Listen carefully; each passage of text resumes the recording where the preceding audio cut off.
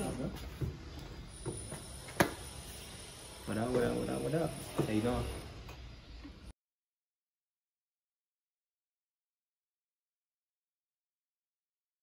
I'm in New York. Last time we talked, I was in the Bay, Oakland.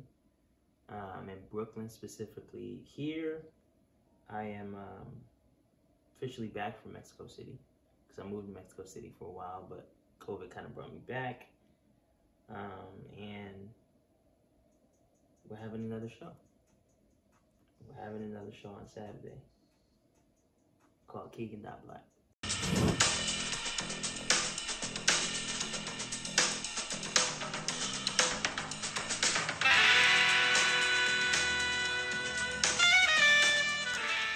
I really enjoy painting and using one color in particular, and it's black.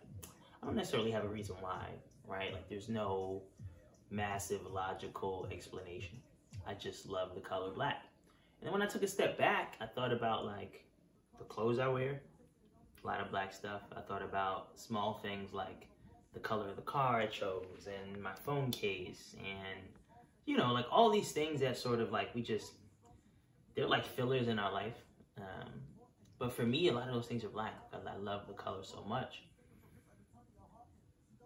And so just in sort of, you know, following that, I think like creation is like just following a hint, right? Like something comes and you're like, what's down that road? And so I started to head down that road and I ended up looking up the color black. And it's got a beautiful history, but in America, it has such a specific connotation. One, when you hear the word black, you automatically think of people because it's so strongly associated with race because of the history of this country that's really the only description that the color takes on. And it's so much more than that. It's so much more than the skin color of an impoverished people in the country, right? Like, and then I recognized that dictionary.com actually defined the word as synonymous with terms like inhuman and horrible and atrocious. And I'm like, how? You know what I mean? Like, how? So I think this is a year where, you know, and necessarily so, everyone's talking about race and racial justice and black people. And I love that. For me, though, I wanted to go to the source. And before there were black people, there was just a color black. And so I wanted to do a show reminding everyone of that and doing my best to redefine that color in my own words, because I know what it means to me. I know how it's inspired me. I know how inspired and empowered I feel using the color, wearing the color, being around the color. And that's outside of the fact that I, you know, self-identify as black, right? When you hear the word black, do you first think about people? Why? Black was just a color before it was a race, right? I love black, the color. It's my favorite color to paint with by far. It's the center of my artistic expression. So I wonder why inhuman is a synonym for black. Since when? I know black can mean dark and unknown, but judges wear black too as a sign of authority, right? I wonder if that has anything to do with race. Did the color influence the human, or did the human influence the color? Or neither? I would love it if someone redefined the color black for all the people that really love it. Someone with a passion and a voice. Someone like me. I don't know you. My name is Keegan Carter. I appreciate each and every one of you being here. This is my exhibit called Keegan Black, redefining the color black in itself. This time around, there was just someone else creating at the same time I was creating, and yeah, it actually might be better for that person to explain how they got into the show.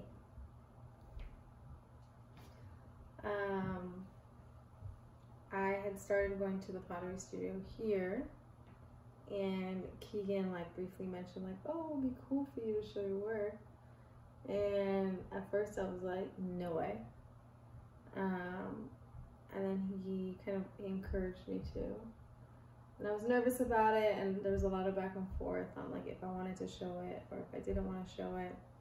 And I ended up deciding to show what we thought. At first, it was supposed to be a few pieces. Then I came out with 27 pieces to show. And yeah, it was because his encouragement, honestly, because I think I have never showed anything I've made. I've never sold anything I've made. So this was the first time for me to do any of that. And he kind of let me jump on the bandwagon and encouraged me to do so.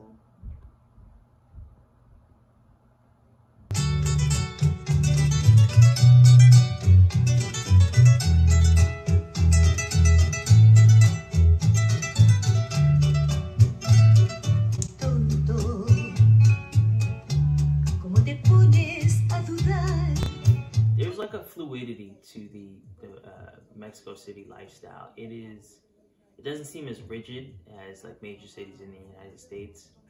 There's such an appreciation for all elements of life, including like greenery. It's a massive city, over 20 million people, but they have trees and plants and, you know, greenery everywhere.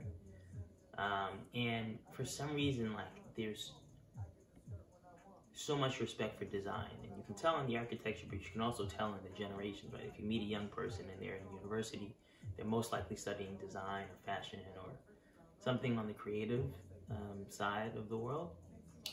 And like I said, that fluidity, I just feel like there's a way of life that has to do with creativity in every way that I was able to tap into just going to museums. Oh yeah, also they have over 120 museums there.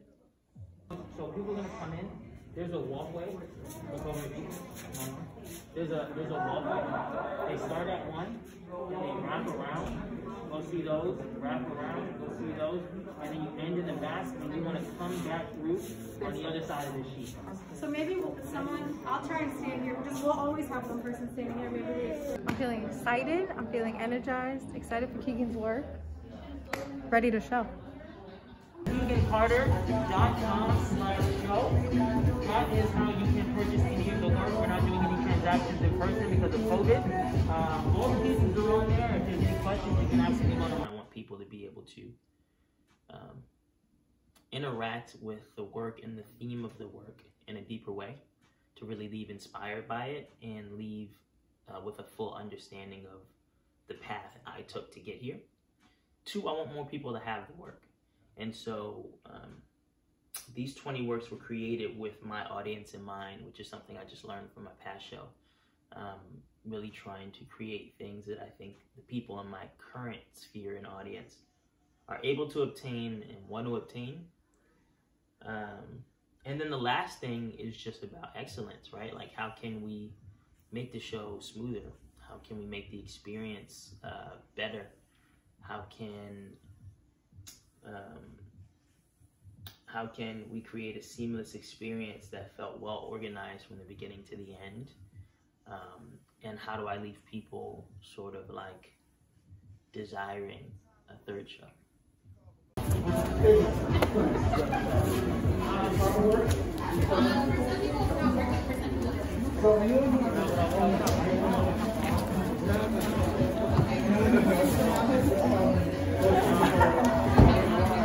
So my first show, it served multiple purposes, right? Like, my first show was not only my first solo art show, it was the first time I really told the world I'm an artist. So it really was more of a gathering of people and a way for people to just peek into the world that I've been experiencing and haven't necessarily talked about, right? But there really wasn't enough, or not enough, there really wasn't much emphasis on the experience, interaction with the artwork, curation of the artwork, because I didn't really know if I was going anywhere with it, right? Like, back to that theme of something popping up and just following down that road. It's like improv, right? Like, step one, say yes. So I just sort of said yes to the idea of telling people that I'm a painting artist, and then I'd like you to see my work. The difference with this show, two things, of course. You have COVID, but the major difference is that there's an intention here. And the intention is that I want to be more strategic and careful and meticulous with this art journey. Not in a way of things having to be perfect, but in a way of me becoming better, growing my audience, catering to my audience, and just learning along the way. This is my art school. One, this is probably going to be the first event that a lot of people have gone to since pre-COVID, right? So what does that mean? From a creative perspective, I have a duty for that experience to be dope, right? Like, people have been stuck in the house. People have been yearning to just be out in a safe way where they're not jeopardizing their own or someone else's life. So I have a duty for that experience to be dope. And then I have a duty for that experience to be safe, for obvious reasons. So yeah, with the show, I mean, I found a place that I wanted a place that was fairly large, with a large garage door opening. I wanted a place that fit the vibe I was going for, with a mostly white background.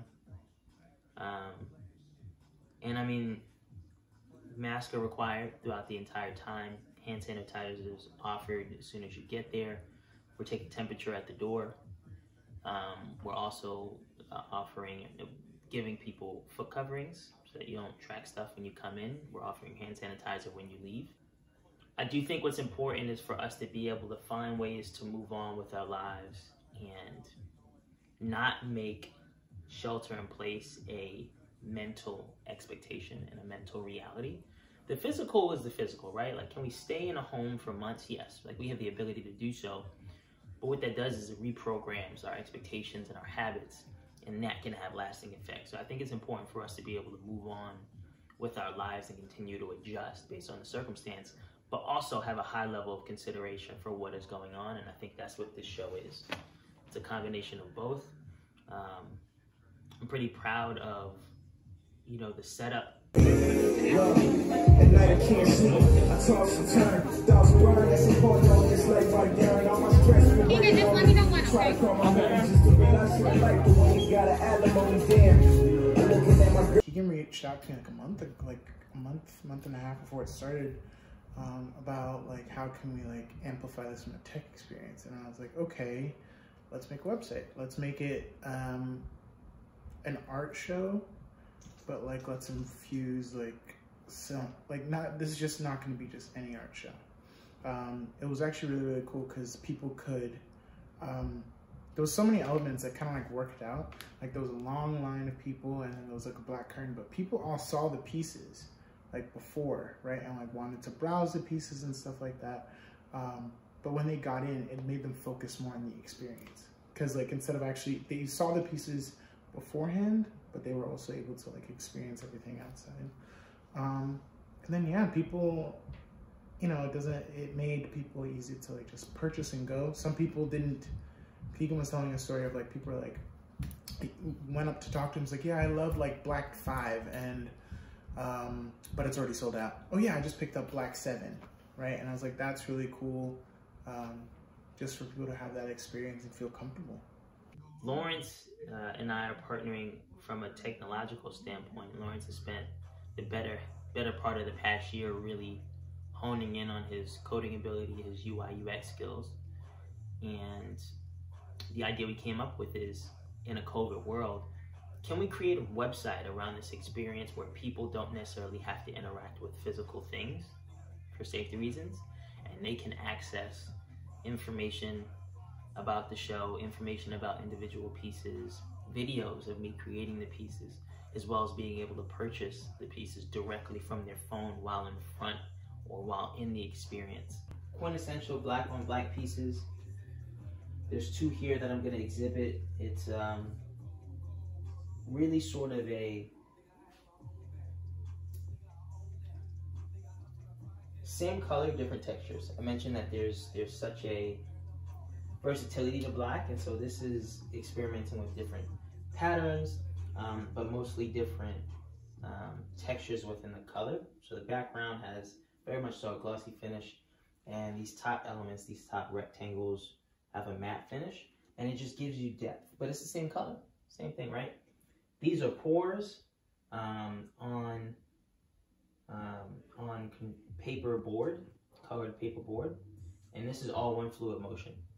So each one of these pieces was created basically within the span of, I'd say, actively 20 seconds, and then a drying process of a couple of days, and then framed. But it's one fluid motion, and the idea here is just that sometimes I create things that our hands create things that our brains can't comprehend at first. So what I like to personally call these is what do you see? Because they can resemble a few different things, but depending on your mind state and stuff, you'll see something different. Over here we have a multi-layered paper style finish with resin, which basically you can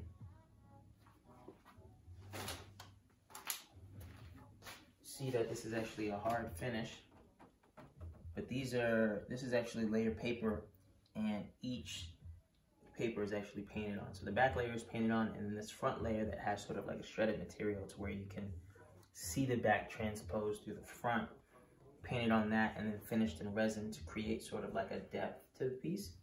And the theme behind this, which actually started in Mexico City, is that humans have so many layers to them naturally, so much creative genius.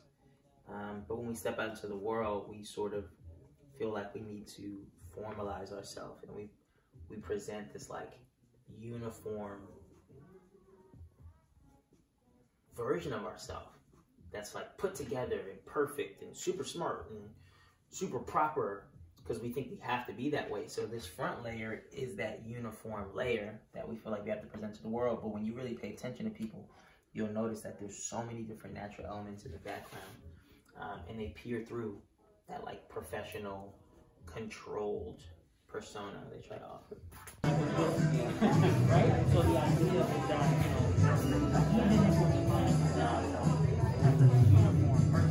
some of the Mexican works, you can see the paper tint is different than the American paper here. Same theory there, and then one more part I'll show you, just charcoal drawings, which is one of the first art forms ever in the world. So black paint, one of the first colors used in art, and charcoal, one of the first mediums used. But basically these are created blindfolded, listening to music. So the idea here is to trust the energy that flows through your body and not the sight that flows through your eyes, to create things that feel right in addition to looking right.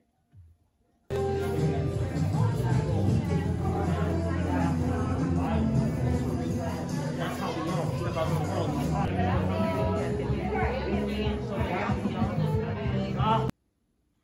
Everyone says it's terrible, but I'm a little bit thankful to have lived and be living through it. Just because I think there's so much to learn and gain from being here. And I think if you can come out of this, at least from a personal perspective, in a very healthy, stable, well-informed, and solid place,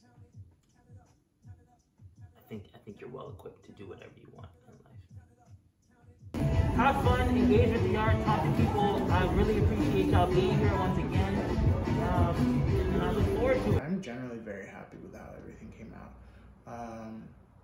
Some of these things I've never done before, in terms of like the tech setup.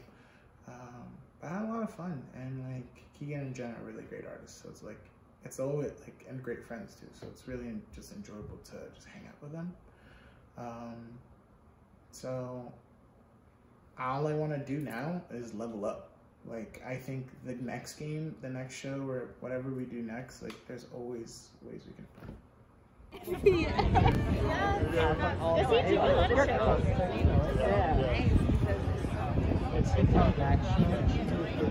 What's going to push the world forward is each individual person's collective work.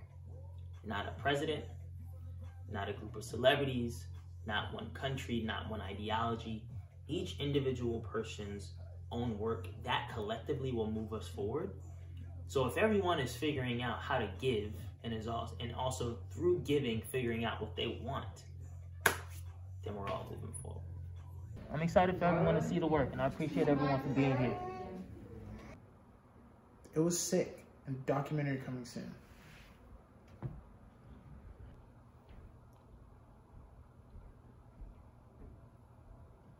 people. You put little people. Any preliminary comments?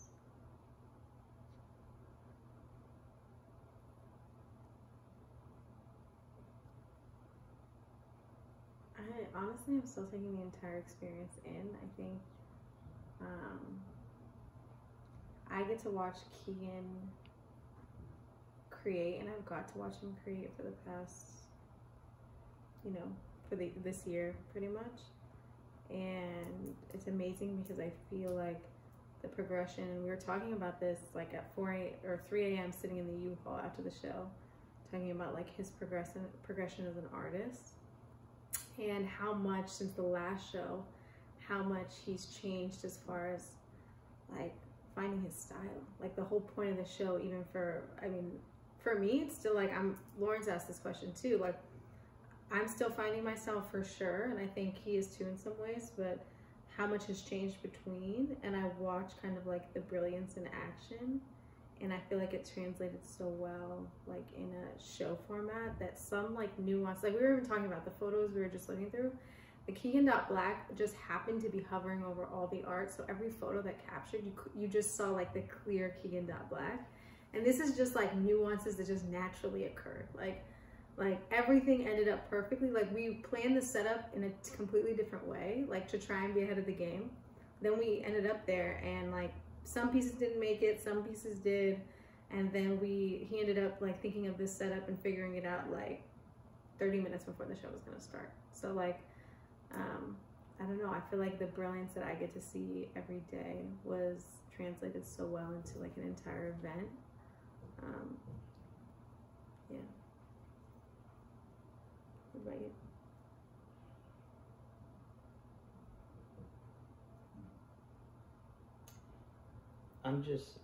I'm thankful that the message resonated with folks.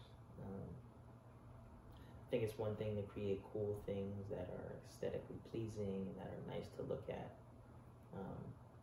But I think it's important to create things rooted in a message and a mission and with a purpose. And I'm happy to know, or at least feel, that translated through the work and the experience to the people who attended and to the people that saw the work. That's what's most important for me. Because this is definitely an art journey, but this is a life journey as well, right? Like I can't separate the stuff I create from who I am, and who I am very much so is what I create. So yeah, I'm thankful, I'm humbled, appreciative, inspired just by the people that I saw. And I'm looking forward to the next. I'm also like tremendously proud of this one, and I think she was able to like see the power of her creativity, because I don't think she's really given credit to it or understood it in the past. And I think there was an overwhelming yes to her work that she didn't necessarily get initially, and the world told her that without even expecting to see it. So I think that speaks to her. So I'm proud of her, and I'm excited for her journey as well.